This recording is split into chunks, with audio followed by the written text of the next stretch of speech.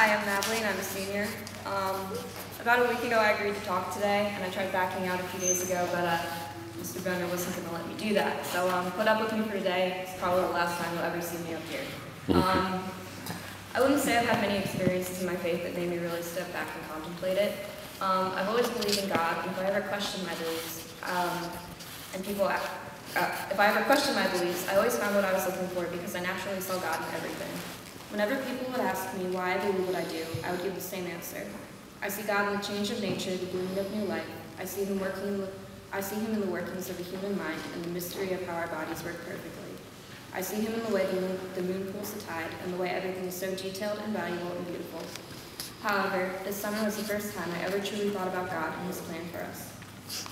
I think I'm correct in saying that we all know how it feels to lose someone close to us.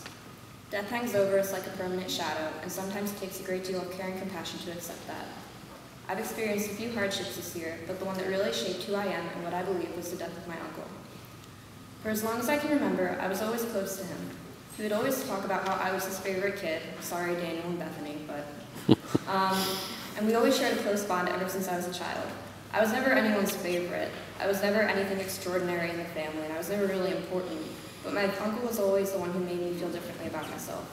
I spent my summers sitting with him on the beach and talking about my future career, my future husband, and any other plans I had for my life.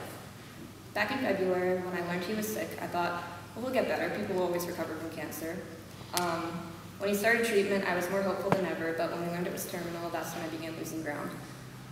The last time I saw him, I called out of work and went to Philly to visit him. I kissed him, told him I loved him, and he passed away about 20 minutes after I left. At the time, it isn't like I questioned whether or not there was a God. It was more like, yeah, there is a God, definitely, positively, and it's a God who hates me. Why would a loving God take away my closest friend? Why would He take away my backbone to positivity and someone who loved me? I learned a lot about not being selfish these past few months. It took me a while to come to terms with what happened, but it wasn't until I really thought about it and talked it over with my mom that I realized how blessed I truly was. Before the day he died, I hadn't seen him for about 5 months because he was too sick for any of the kids to visit him. It just so happened that the day I decided to take off work and the day I decided to go see him was the day God called him home. I don't believe it's a coincidence that he died only moments after I saw him. I look at it purely as a gift from God. Psalm 103, 2-4 says, "Bless the Lord, O my soul, and forget not all His benefits, who forgives all your iniquity, who heals all your disease, who redeems your life from the pit, who crowns you with steadfast love and mercy." We've all been encouraged to look at the bright side. Whether or not that cliche actually affects our outlook on life has always been up for debate, and I know that mindset never worked with my negative thoughts. However, I learned to accept what it meant to have a blessing in disguise.